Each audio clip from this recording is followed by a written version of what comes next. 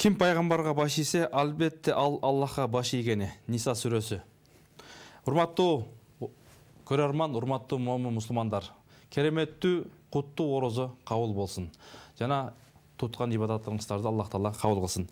Бүгүн сиздер менен биз ушул Аллах Таала берген мүмкүнчүлүктө орозо жана ибадат деген темада сөз кылабыз. Ошол орозо ибадат жөнүндө сөз кылуу үчүн Кыргызстан мусулмандар дин башкармалыгынын ажылык бөлүмү башчысы Жолдошбек Ажы Абдуллаев устазыбыз келген. Кош келдиңиз. Орозоңуз кабыл болсун. Рахмат. Эл журт менен саламдашып алсаңыз болот. Бисмиллахиррахманиррахим. Алхамдулиллах вассалату вассаламу аля расулиллах. Амма бад.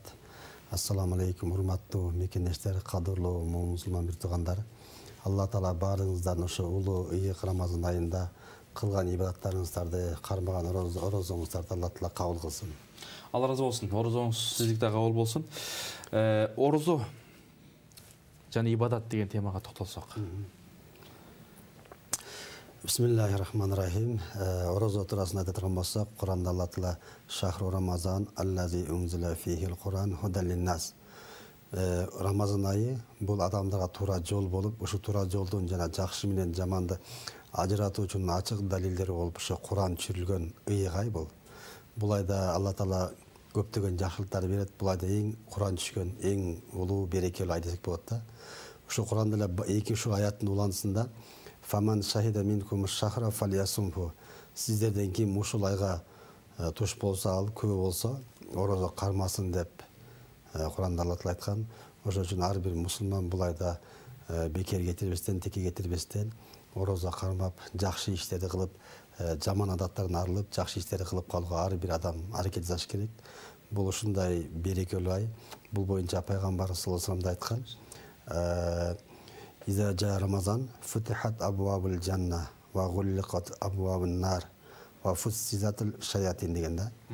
Рамазан айы келгенде бейиштин эштери кенен ачылып, тозоктун эштери жабылып, шайтандары кишендирет деген да. Ошондо бул айда Кудай Таала ушу бизге ушундай ыйык айда ушундай чоң мүмкүнчүлүктөр берип жатканда, Алла Тааланын ушу жакшы ибадаттарды кылып, жаман нерселерден арылып, жакшы нерселерди кылууга ар бирибиз аракет жасашыбыз керек да. Жакшы. Устаз айтсаңыз, ушул баягы Рамазан, анан жарамазан деп бизде жарамазан айтуу бар. Бала кезде биз дагы көп айтып калдык. Анан ушул жарамазандын ошол орозого таасири. Бул жарамазан деген бул негизи илгерки биздин ата бабалардан бери келаткан бул салт катары деп койсок болот. Себеби деген бул жарамазан деген Рамазанды жарыялоо деген сөздөн чыккан экен да. Илгери ошо Рамазан келгенде азыркыдай массалык маалымат каражаттары ушундай өнүгөлеккес баягы элдерге жеткириш үчүн Рамазан келди деп, ошо Рамазан айтып, ар бирөө тыкылдатып, ошо Рамазан келди деп сүйүнүчтүү кабарды ар бирөөгө жеткиргенде, ошо эки колунда барлары ушу колундан келген акчасын берип, тамак ашын берген тамак ашын берип, ушу белектери менен узаткан экен да. Ошол себептен бул жарамазан деп биздин кыргыз кабында салт катары кирип калган да. Орозо жан, орозоңуз кабыл болсун байке жан деп, 12 айда бир келген орозо жан деп ошентип, бул орозону элге жарыялап, ошо жарыялаган жарамазан болуп калган экен да. Кудайга шүгүр, ушул жарамазаныбыз, орозобузду Кудай Таала куттуу кылсын, урматтуу мусулмандар. Анан мынакей, орозо жана ибадат. Ушул ороз айында биз кандай ибадаттарды күчөтүш керек устаз? Бисмиллахиррахманиррахим. Ороз айында көптөгөн нерселерди кылыш керек. Булардын эң эле биринчиси негизи орозодо пайгамбар саллаллаху алейхи айткан, ошо орозо кармагыла. Орозо кээ бир адамдар бар деген, ошо орозо кармаганда бир күн кечке ачка жүргөндөн башка эчтеке сооп албайт деген да. Бул деген ороз айда биз эмне кылышыбыз керек дегенде, орозо деген бир күн кечке ачка жүрүү менен эле эмес, колдон келсе көздүн орозосу көз менен жаман нерселерди көрүүдөн, кулактын орозосу кулак менен жаман нерселерди көрүүдөн, угуудан сактануу, ооз менен жаман нерселер сүйлөөдөн, жаман жака базуу жаман нерселер кылуудан бул сактануу биздин бул көздүн орозосу, буттун орозосу, кулактын орозосу болуп эсептелет экен да. Жана ошондой эле бул ороз айында кандай нерселерди кылыш керек дегенде, көбүрөөк намаз окуу, нафил намаздарды окуу. Анткени пайгамбар саллаллаху алейхи вассалам хадис бар. Ман кома Рамазан имаnan ва ихтисабан гуфира лаху ма тaqaddama min замбихи. сіздерден кейін ошо рамазан айы келгенде нафил намаз окуй турган болсо соо үмүт кылып ишенүү менен анын өткөн күнөөлөрү кечирилет деген да. Ошол үчүн ушул айда көбүрөөк намаз окуса, бул нафил намаз окуса, ушул нафил намаздын урматында Кудай Таала өткөн күнөөлөрдү кечирет экен да. Бул эми тарава намаз деген бар. Тарава намаз окуш керек колдон келишинче. Себеби деген адам баласы бош болбош керек экен да. Адам негизи кандай эле бул дин жагында болсун, кайсыл жакта болсун, бош адам күнөөнү көп жасайт экен да. Боштуктан. Ошол себептен боштукта бош болбош үчүн көбүрөөк намаз окуп, нафил намаздар орозо айында көбүрөөк. Кээ бир адамдар убакыт өтпөй атат деп кылат го. Тарава намаздарды окуп, анан колдон келишинче Куран көбүрөөк окуганга аракет. Анткени Курандын айы. Шахру Рамазан аллази унзила фихи Куран деп ушул айда Куран түшүрүлгөн айда Куранды көбүрөөк негизи Куранды бош убактында Куранды окуп, тарава намаз менен намазда да хатым кылганга аракет жасап, мындай учурларда да Куранды көбүрөөк окуш керек. Андан тышкары тобо ушу мен ушу бир жылдын ичинде кандай адам баласы баягы күнөө кетирет экен да, бир жылдын ичинде балким сүйлөп жаман нерсе айтып күнөө кетирип коюшу мүмкүн, жаман нерселерди угуп коюшу мүмкүн, көрүп коюшу мүмкүн, базып коюшу мүмкүн. Ушул айда жазып коюшу да мүмкүн, жазып коюшу мүмкүн. Ушул убакта пайдаланып, бул жана башында хадисте айткандай, бизге бир зор мүмкүнчүлүк болуп атат. Анткени бул айда шайтандар кишендирип атпайбы? Шайтандар алыстырып атат. Ушул учурда жаман адаттарды таштап, жакшы адаттарды кылууга жана ошондой эле буга чейин кандай бир ката кемчиликтер кетирген болсо, ошо Кудайдан дуа кылып, ушу менин ката кемчиликтерим оңдоп, бул Ороз айынан кийин мен ушу жакшы адаттар менен адат болуп калайын деген көбүрөөк тилектерди Кудайдан сураныш керек да. Андан тышкары ошо көбүрөөк кайыр садак иштерин кылуу. Мисалы Кудай Таала кимге байлык берген болсо, ошо байлыктан кайыр садак иштерин көбүрөөк кылса, анткени пайгамбар саллаллаху алейхи вассалам айткан, бир адамга бир уртам суу же бир курма берип оозун ачырып коюу, ошол адамды тойгузгандай соопка ээ болот деген да. Башка бир риваятта. Демек ошол мүмкүнчүлүк бар азыр. Мүмкүнчүлүк бар. Башка бир риваятта келет, ушу пайгамбарыбыздын хавзынан көлүнөн ичүүгө татыктуу болуп калат деген да. Ошон үчүн ушул айда көбүрөөк жакшы иштерди кылып калса болот да. Себеби жакшы иштердин кылуунун көп жолдору бар эми. Жакшы. Устаз, анда айтсаңыз, мынакей орозо кармап атабыз, Кудайга шүгүр. Орозого жеткизди Аллах Таала. Орозону кандай адамдар кармай албайт? Орозону кандай адамдар негизи орозону себепсиз кармабай коюу бул чоң күнөө болуп эсептелет. Эми орозону кармап туруп атайлап бузуп салып, бул кафаратты талап кылат да, 60 күн орозо кармаага мажбур болуп калат да. Эми кандай адамдарга орозо кармабаганга уруксат берген десе, сапарга чыккан адам орозо кармабаса болот. Сапарда. Эгер сапардын бул түрлөрү бар. Жүрүп турган сапар бар, анан токтоп турган сапар бар да. Эгер жүрүп турган сапарда адам сапарда кыйынчылык болуп аткан болсо, анткени пайгамбар саллаллаху алейхи хадиси бар. Ас-сафар китату минал азаб деген да, бул сапар бир азаптын бир бөлүгү деген да.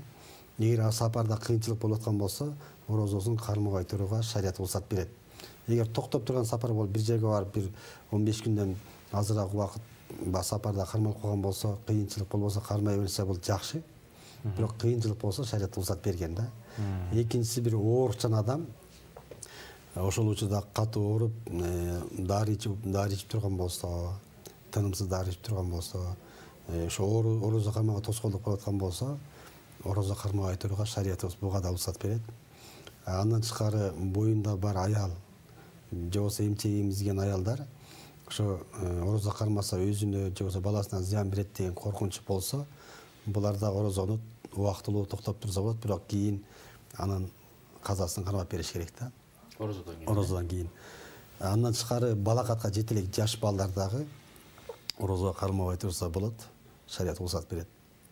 Андан тышкары Кудай Таала бизге жаманчылыгынан алыс кылсын.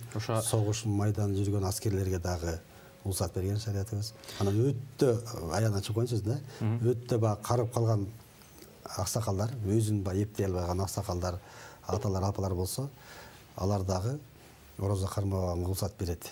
Жакшы устаз. Бизге ошо суроо келип атат телекөрүүчүлөрдөн. Бүгүнкү темабыз орозо жана ибадат. Орозо учурунда намаз окулабы деген суроо келип атат. Орозо учурунда намаз окулабы? Негизи намаз бул парыз да. Исламда 5 парыз болсо, ошонун бирөөсү биринчиси Аллага ыйман келтирүү, 5 убак намаз окуу, орозо кармоо, анан Кудай Таала байлык берсе зекет берүү, анан ажыга болуп баруу 5 парыз болсо, бул намаз өзүнчө парыз, орозо өзүнчө парыз да. Намаз убактысы келгенде 5 убак намаз окуу ар бир адамдын мойнуна милдет. Анткени азыр билесиз, күндөн күнгө, жылдан жылга баягы айдан айга намаз окугандар көбөйүп атат. Анан ошол үйрөнөм деп жак үйрөнүп аткандар окшойт. Баягы ооз чапкандан кийин намаз окусак болобу деп да кайрылып атат. Нурлан деген баатыр. Ооз жапкандан кийин кармаса болот. Себеби деген намаз окуса болобу дейт. 5 убак парыз намаздан башка намаздын баардыгы нафил намазга кирет дагы. Нафил намаз, тоба намаз окусун. Демек соогу көп. Соогу көп. Анткени Рамазан айында кимде ким нафил намаз окуй турган болсо, анын өткөн күнөөлөрү кечилет атпайбы? Өткөн жаңы хадис айттык го. Ошол үчүн Демек бул чоң мүмкүнчүлүк. бул мүмкүнчүлүк. Урматтуу эле көрүүчүлөр, урматтуу намаз үйрөнөм деп аткандар, ибадат кылып, ошол жаңыдан намаз окуп үйрөнүп аткандар Кудай Таала жеңилдик берсин. Демек мүмкүнчүлүгү да чоң, соогу да чоң. Анан кээ бир адамдар ошол баягы намаз окуп жаңы баштап атып, анан китепти кармап окуса болобу деп мындай үйрөнгөнчө баягы адашып кетип атам дегендерге шарият эмне дейт? Негизи намазды жаттап окуган жакшы. Анан такыр баягы эзине сактай албай, карып калганда, бат эле унутуп калаткан болсо, ошолорго жаттап такшалып калганга чейин жанына коюп окуп турса болот да. Үйрөнүп калганга чейин. Эми алардын баары баягы айтканда практика болуп калат да. Жакшы, устаз, анан бизде ооруп калган аталар, апалар бар. Биздин ушул шариятыбыз, ислам ушул жатып алып окуганга да мүмкүнчүлүк берет экен. Ушул боюнча да айтып берсеңиз, кандай ибадат бул? Намазда бул намазды шариятта кудурети жеткен адам туруп окуйт өзүнүн эрежелери менен. Эгер туруп окууга мүмкүнчүлүк болбой калса, отуруп алып рүкү сажда кылып окусын деген да. Эгер отуруп алып да рүкү сажда кылганга кудурет жетпей калса, анда отуруп алып ишара кылып окусын деген да. Эгер буга да кудурети жетпесе, анда жатып алып ишара менен окусын деген да. Жатып алып ишара менен. Эгерде самолетто кетип атабыз деп коелу. Учуп баратканда, кемеде ушул убактылар болуп калганда кандай? Бул эми шариятыбызда уруксат берген. Негизи бир адам намаз окуйм деген болсо, намаз убактысы келип калганда ал кайыкта болобу, поездда болобу, самолетто болобу, убактысы келгенде окуш парыз болот да. Убакыт өтүп кетиши мүмкүн. Самолет конгонго чейин кайык менен жетип алат. Каза болбош үчүн. Ошол убакта отуруп алып, кайсыл тарапка кетип аткан болсо, ошол тарапты карап, намазды ишара менен окуп кете берет. Ишара менен. Ишара менен окуп кетет. Демек өтө берет. Өтө берет, ооба. Демек, урматтуу эле көрүүчүлөр, өтө эле биздин ислам динибиз мындай уникалдуу дин. 4 тарабынан чоң мүмкүнчүлүктөр жатып алып окуса дагы, эми акыркы ушундай баягы ооруп калган бир туугандарыбыз үчүн кандай мүмкүнчүлүк. Деги эле ошо орозо жана ибадат бүгүнкү темабыз. Ушул орозо жана ибадатта дагы кандай ибадаттарды күчөтүш керек? Ошол мындай адамга баягы багыт болуп калыш үчүн, же болбосо дагы көп сооп алыш үчүн кандай ибадаттар кошсок болот? Түнкү, күндүзгү? Негизи адамдын баласы орозо айында бул жакшы мүмкүнчүлүк болот деп жаңы айтып өттүк го. Ошол сыяктуу бул эмеде көбүрөөк нафил намаздарды окусун. Анткени көбүрөөк жакшы иштер кылсын. Анткени пайгамбар саллаллаху алейхи ва саллям хадистерине келет. Рамазан аввалуху рахма, аусатуху магфира, ахируху итқу минан нар. Бул Рамазан айынын биринчи 10 күндүгү бул Аллахтын рахматы жаап турган ай. Биз ошо рахматынан пайдаланып калышыбыз керек да. Андан кийин экинчи 10 күндүгү бул кечиримдүүлүк айы. Андан акыркы 10 күндүгү бул тозоктон кутулуу айы дейт да. Күнүтү күндөр дейт да. Биз ошол мүмкүнчүлүктөрдү пайдаланып, көптөгөн жакшылык иштерди кылсак болот. Мисалы, анткени бул адамдын дубасы сөзсүз кабыл болот экен да. Дуа көп кылыш керек. Дуа деген, мисалы, пайгамбар саллаллаху алейхи ва саллям хадисинде келет. 3 түрлүү адам дубасы сөзсүз кабыл болот деген да. Кайсылар алар? Биринчиси ошо ата-энесинин баласына кылган дубасы сөзсүз кабыл болот деген. Экинчи, орозо кармаган адамдын дубасы сөзсүз кабыл болот деген. Үчүнчү, бул сапарда жүргөн адамдын дубасы сөзсүз кабыл болот деген да. Эми биз дуаны көбүрөөк кылышыбыз керек. Бул дуада береке бар да. Кээ бир адамдар айтышы мүмкүн, дуа кылганда мен дуам кабыл болбой атат го дегенчи. Бул дуа деген ушундай нерсе сразу кабыл болуп калышы да мүмкүн. Алла Таала сразу ошо дуа кылганда дароо 100% кабыл болуп коюшу мүмкүн. Же болбосо ушу дуа бир канча бир мөөнөттөн кийин кабыл болушу мүмкүн да. Же болбосо дуа кабыл болбой калышы мүмкүн, бирок ошонун ордуна бир жакшылык келип калышы мүмкүн. Кандай дегенде, биз дуа кылып атабыз, сураган нерсебиз бир байлык сурап аткан болсок, бийлик сурап аткан болсок, жакшы нерсе сурап аткан болсок, Кудай Таала ошо дуаны кабыл кылбай туруп, башка бир адамга келаткан бала, кырсыкты токтотуп коюшу мүмкүн да. Ушундай. Же болбосо дагы бир дуа бар. Ушу дуа кыла беребиз, Кудай Таала биз сураган нерседен андан жакшы нерсени берип коюшу мүмкүн да. Биз мисалы акча сурап атсак, бизге бир жакшы билим берип коюшу, байлык, бир жакшы бир касиет берип коюшу мүмкүн. Кудай Таала бир жакшы нерсе берип коюшу мүмкүн да. Эми эң акыркы бул дүйнөдө кабыл болбогон дуалар ахиретте кабыл болот экен да. Ошо ахиретте кабыл болгондо адам баласы айтат экен, ушу менин дуаларым баары тең бул дүйнөдө кабыл болбой, ушу ахиретте кабыл болсо болмок экен деп өкүнүп калат экен да. Ошон үчүн дуаны аябай көп кылыш керек.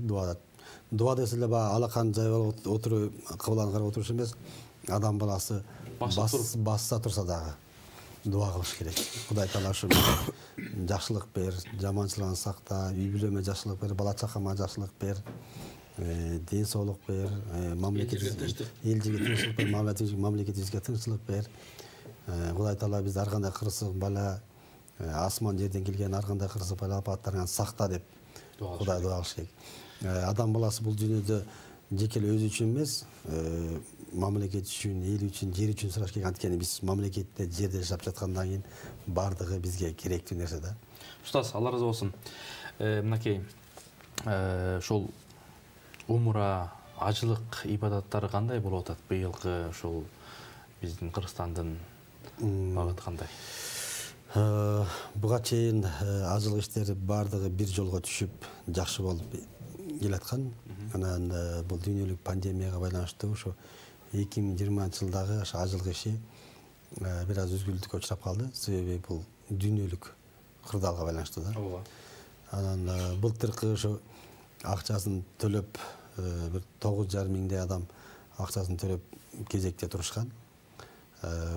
Бул пандемия болуп калган себептен акчага муктаж болгондор акчаларын кайтарып, бир 3 миңге жакын адам акчасын алды да. 3 миңден ашып кетти. Бүгүнкү күндө азыр биз Саудияга атайын кат жолдоп, алардан жообун күтүп атабыз. Бизге өтө жакында эле бир кат берген, ошо жакын каралыкта бир жообун беребиз деп. Анан биз күтүп атабыз, Кудай буйрса жакын каралыкта болуп калышы мүмкүн. Бирок азыр биз массалык маалымат каражаттары өнүгүп калган себептен биз азыр алардын сайттарын, алардын маалымат булактарын карап турабыз. Бүгүнкү күндө азыр алар ажылыкты болтурууга ушундай колдон келген аракеттерин жасап атышат алар. Атайын бүтчө коопсуздук чараларын көрүп атышат. Өзүнүн элин баягы эмдеден өткөрүп атышат. Анан атайын умраны, ажылыкты кандай кылып өткөрүш керек инструкцияларын чыгарды. Биз инструкцияларын сайтынан алып таанышып көрдүк, бирок бизге расмий түрдө келе элек. Инструкцияларын алсак, ушу эмдеден атайын ковидке каршы эмдеден өтүп барыш керек. ПЦР тапшырып барыш керек. Баргандан кийин 3 күн карантинде болот. Карантинден чыккандан кийин ПЦР тапшырат деген эрежелер турат. Бул умрага дагы, ажыга дагы ушундай шарттар коюп атат. Анан азыр умрага уруксат берди. Бизден барып атабы азыр? Бизден эми азыр умрага бизде тур фирмалар азыр даярдыктар көрүп эме кылып атышат, баягы даярданып бар элек. Бар элек. Бирок тур фирмалар азыр барганга аракет жасап атышат. Буюрса келечекте болуп калышы мүмкүн. Эми азыр бул Арабия, азыр бул пандемиядан кийин булар мындайга биринчи умраны бир чоң массага өткөрүп көрөлү деп атышат да, кандай биз ажылыкка даярдык кыла алабыз, кыла албайбыз деп өздөрүн сынап көрүп атышат. Эгер ушу ийгиликтүү өтүп кетсе, Ороз айында ушу умра жакшы ийгиликтүү өтүп кетсе, булар ажылык болуп калышы мүмкүн. Ажылыкка булар өздөрүнүн бир какой-то процент менен уруксат бериши мүмкүн да. Жакшы, буюрса ошол Кудай Таала насип кылып уруксат берсин деп дуа кылалы. Анткени ажыга барабыз дегендер, умра кылабыз дегендер Кыргызстанда өтө көп. Жылдан жылга өсүп атат. Анан ошол баягы Рамазанда пайгамбарыбыз этикаф ибадаттарын кандай кылды эле? Негизи Олордун жол жоболору кандай? бул этикаф деген бул ар бир адам баягы этикаф отура пайгамбар саллаллаху алейхи оганда этикафка отурушкан да. Бул этикафка 10 күндөн бул көбүнчө пайгамбар саллаллаху алейхи ошо акыркы 10 күндүгүндө баягы кадыр түндү издеш керек деп коет го, кадыр түндө. Ошо акыркы 10 күндүгүндө пайгамбар саллаллаху алейхи этикафка кирген да. Ошо этикафка киргенде бул мечитке барып отурушуп, эч кандай баягы дүйнөлүк сөздөр менен, эч кандай баягы эменен баардык нерсени үзүлүп, бир гана Кудайга ибадат кылып, түз ошо күнү түнү зикирлер менен, күнү түнү Куран окуу менен, күнү түнү баягы нафил намаздарды көбөйтүү менен мечиттен чыкпай, ошо 10 күн өткөргөн да. Этикаф кылышканда. Эми кимде ким азыр этикаф кылам десе, бул кудуретке жетип мүмкүнчүлүк болсо, ошо 30 күн бою этикаф кылса деле болот. Кудурет жеткендер, эгер ороза ичи бир жобосо подряд кыла албаса дагы бир күндөн үзүп кылса болот. Шартына карап. Бирок эң жакшысы бул пайгамбар саллаллаху алейхи акыркы 10 күндүгүндө этикаф кылганда. Ошо акыркы 10 күндүгүндө ушу ар бир мечиттерде атайын жамааттар топтолушуп өткөрүшөт. Эгер этикаф кылам дегендер болсо, ошолорго кошулуп этикафка отурса болот. Жакшы. Мында деген бардык эмеден, дүйнөлүк эмеден үзүлүп, бир гана Кудай менен болгон ибадаттарды, мүмкүнчүлүктөрдүн баарын ошондо өткөрүшөт да. Буюрса келатат ошол элдин күткөнү дагы ошол кадыр түн. Ошол кадыр түн ибадаттар жөнүндө сөз кылсак. Бул кадыр түндө Куранда Алла Таала кадыр сөзүндө айткан, бул ай 1000 айдан жакшы депчи. Бул кадыр түн деген 1000 айдан да жакшыраак деп айтылган да. Ошон үчүн бул кадыр түндө, бул кадыр түн пайгамбар саллаллаху алейхи убагында бул 30 күн ичинде камтылган, 30 күн ичинде. Анан бул кадыр түнүн кайсы күн экендигин пайгамбар саллаллаху алейхи айтайын деп атканда, хадисте келет, айтайын деп атканда бир чоң окуя болуп кетип, айтылбай калып кеткен да. Кандай окуя? Азыр окуяны толук азыр эске келбей атат. Ушул пайгамбар саллаллаху алейхи багы ушул кадыр түн жөнүндө айтып берип атып, кадыр түн кайсы күнү боло тургандыгын айтайын деп аткан кезде бир окуя болуп кетип, азыр бул пайгамбардын тарыхында бар. Болуп кетип ошол айтылбай калган да. Ошол себептен бул негизи Кудайдын да бир хикматы болсо керек. Бул жерде кадыр түндө сыры болуп калган. Акыркы 10 күндүктөн издегиле деп пайгамбар саллаллаху алейхи хадис бар. Ошо кадыр түндө акыркы 10 күндүктөн издегиле дегенде. Эми кадыр түндө бул кимде ким кадыр түнгө күбө боло турган болсо, ал 1000 айдан да жакшы сооп коет дегенде. Мисалы бир адам ибадат кылса, 1000 ай ибадат кылыш бул өзү кыйын нерсе да. Эгер кимде ким ошо кадыр түндө турган болсо, 1000 айлык ибадаттын соогун алат деген да. Демек бул керемет мүмкүнчүлүк. Негизи бул Рамазан айы бир кандай бир чоң керемет мүмкүнчүлүк болсо, анын ичиндеги кадыр түн бир андан дагы чоң мүмкүнчүлүк десек болот да.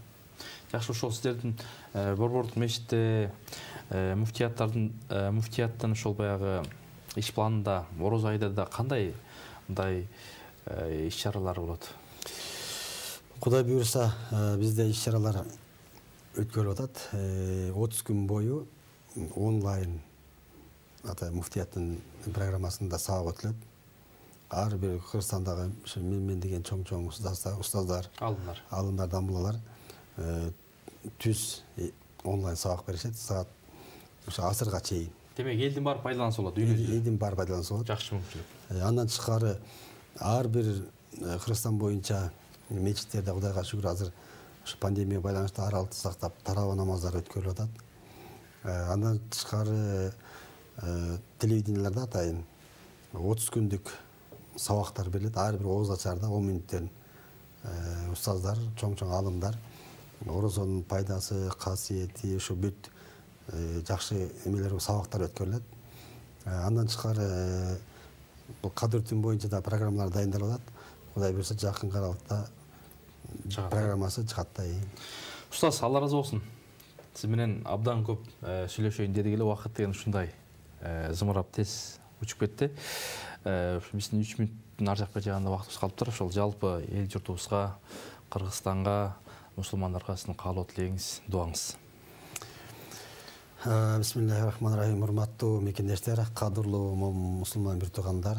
Алла Таала ушундай бизге ыйык Рамазанды берип, ушундай бизге чоң мүмкүнчүлүк берип жатканга баарыбыз Аллага Таала тобо деп, ушул айда орозо кармаганга баарыбыз аракет жасайлы. Жана ошондой эле орозо кармабай жүргөн адамдар болсо, бүгүндөн болобу, эртеңден болобу орозо кармага ниет кылып, баарыбыз орозо кармайлы. Жана ошондой эле ушул ыйык Рамазан айында көптөгөн жакшы иштерди кылууга, жаман нерсени арууга, жаман адаттарды таштап жакшы иштерди кылууга баардыгыңыздарды чакырмакчымын. Кудай Таала ушу орозо айыңыздарды, орозо айында кылган амалдарыңыздарды, жакшы кылган ибадаттарыңыздарды кабыл кылсын. Амин. Алла Таала бул жашоодо көптөгөн жакшылыктар берсин, жаманчылыктардан сактасын. Бул инсан деген, адам деген ушундай алсыз зат экен. Адам деген бир заматта туруп эле пайгамбар саллаллаху алейхи айткан, бир адам бир жакшы иш кылса Ухуд тоосундай сооп берилет деген да. Андан сахабалар пайгамбарга суроо берген, Алланын элчиси ушундай бир жакшылык үчүн ушундай Ухуд тоосундай сооп берилип атса, анда бизде кыямат күнү сообубуз көп болот турбайбы деген да.